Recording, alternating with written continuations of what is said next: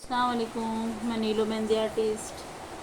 हमने कई फ्लावर्स सीखे हैं, कई पेटल सीखे हैं। हम वैसे ही अभी आज भी हम एक पेटल सीख रहे हैं जो हम निकालेंगे ऐसे।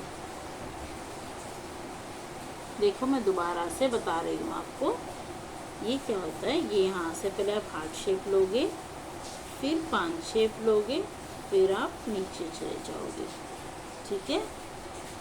उसके बाद में हमें निकालना है मून शेप, एक सीधा और एक उल्टा।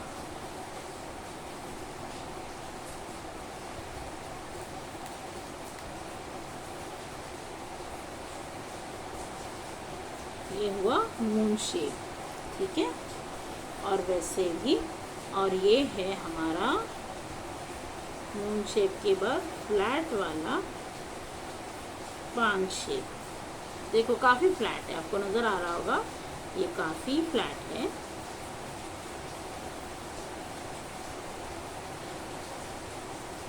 ठीक है। सो हम ऐसे शेप्स, अब ऐसे ही शेप्स धीरे धीरे धीरे ऐसे शेप्स आपको आते रहेंगे। ठीक है। तो अब हम ये जो शेप है हमारा, इसका हम फ्लावर बनाएंगे। कैसे रहेगा इसका फ्लावर या मैंने समझो मैं हाफ शेप में बना रही हूँ, ये समझ लो मैं हाफ शेप में बना रही हूँ। अभी हाफ शेप में मैं करने के बाद क्या होगा, ये जो है यहाँ से मैं लूँगी ऐसे, फिर ये 5 शेप, फिर यहाँ से नीचे। ठीक है। फिर से हम ये ऐसे लेंगे, ऐसे यहाँ से 5 शेप और यहाँ से नीचे। ठीक है। फिर ये यहाँ से ऐसे 5 शेप और ये नीचे। ठीक है। तो देखो, एक लेवल में ये बन चुका है। आप इसका शेडिंग करो, फुल शेडिंग भी कर सकते हो, बट एक ज़रूर याद रखना आपने कि कभी भी शेडिंग ये चीज़ ऐसी होती है, शेडिंग कब करना होता है आपको ये बता रही हूँ मैं। शेडिंग कभी भी ये ड्राई होने के बाद ही करना चाहिए, क्योंकि शेडिंग हम अगर गीले में करेंगे तो क्या होगा, पूरा पेटल खराब हो जाएगा। ठीक है। समझ रहे हो आप मेरी बात को। अगर आप शेडिंग को जो है ड्राई होने के बाद करोगे ना, तो फिर वो बहुत खूबसूरती से बनेगा। और वही आप अगर गीला है तभी करोगे ना, तो वो काफ़ी इस तरीके से मतलब ख़राब हो जाएगा, मतलब जैसे भी है आपका ख़राब हो जाएगा। तो वैसे आपने नहीं करना है। ठीक है। अब मैंने इसको थोड़ा सा बोल्ड भी किया है, इस वजह से जैसे कि मैंने ऊपर से शेडिंग किया तो मैंने इसको बोल्ड किया है। ठीक है। यहाँ पे भी थोड़ा सा मैंने इधर बोल्ड करके रखा हुआ है। समझ में आपको।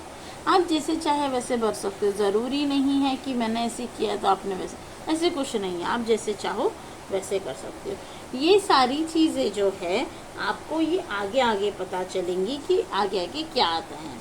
ये आया, ये आया, ये आया। अब मैं नेक्स्ट एक बता रही हूँ आपको। ऐसे करना है आपने, ऐसे किया, उसके बाद में ये कर्व आएगा, उसके बाद में ये आया 5 शेप और फिर से कर्व। ठीक है। और ये जो है आप सभी डायरेक्शन में निकालने की कोशिश करो।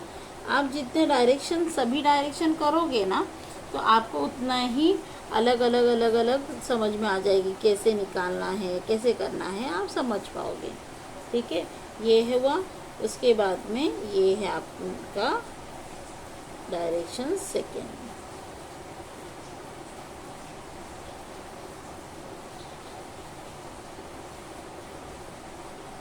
ठीक है।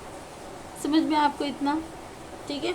आप इतना समझ रहे हो, आपको ये कहाँ पे यूज़ होगा, कैसे होगा, ये जानने की काफ़ी कोशिश कर रहे होंगे आप कि ये कहाँ कहाँ यूज़ किया जाता होगा, कहाँ कहाँ निकालना होगा।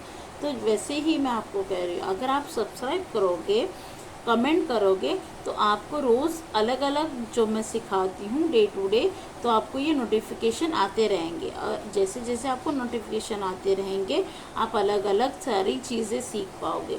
ये आगे चल के आपको पता चलेगा कि ये क्या निकाला है, ये किस चीज़ में यूज़ होगा, ये कहाँ यूज़ होता है, इसे कहाँ पे यूज़ करना है, कितने लेवल में करना है, छोटा करना है या बड़ा करना है, ये सारी चीज़ें आप लोगों को तभी ही पता चलेंगी। ठीक है। सो एक मैं आपको एक चीज़ बता रही हूँ, ये जो शेप है ये इसे कहते हैं हम हार्ट शेप। ठीक है। हार्ट शेप भी काफ़ी जगह पे यूज़ होता है। ये हुआ सिंगल हार्ट, उसको हम डबल करेंगे। अब डबल हार्ट कैसे करेंगे, यहाँ से हमें लेना है, यहाँ से आधा पोर्शन ऐसे और ये नीचे। ठीक है, इतना मैंने नीचे ले लिया। यहाँ से मैं ले रही हूँ इधर आधा, थोड़ा पोर्शन मैंने यहाँ से बाहर निकाला।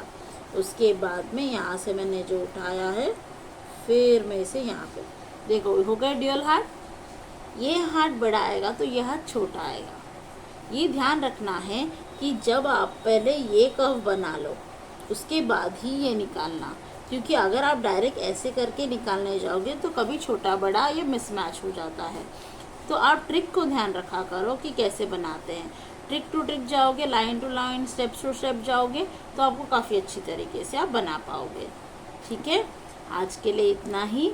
आपको कोई समझ में ना आए तो मुझे कमेंट करके ज़रूर बता सकते हो। अल्लाह हाफिज़।